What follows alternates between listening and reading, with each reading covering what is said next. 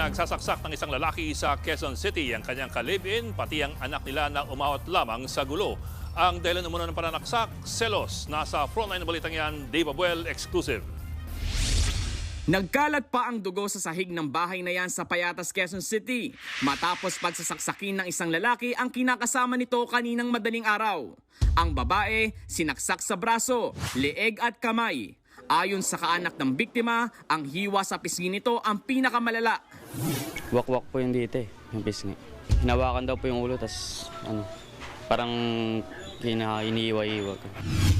Sinubukang umawat sa away ng sospek at biktima ang 11 anyos nilang anak, pero pati siya nadamay sa pananaksak. Naaktuhan itong bata na sinasaksak yung kanilang nanay. Sinipa niya yung kanyang papa at nagkaroon na ng nagpambuno na silang mag-ama. Sugatan ang bata sa likod, kamay at kaliwang tenga. Sa ngayon, nagpapagaling na sila ng kanyang ina sa ospital. Sa loob ng bahay na ito nangyari ang pananaksak ayon sa kaanak ng mga biktima, nagawa pang tumakas ng sospek matapos ang insidente. Selos ang nakikita nilang motibo sa krimen. Agad din namang naaresto ng mga otoridad ang sospek matapos na masundan ang bakas ng mga dugo mula sa paa nito.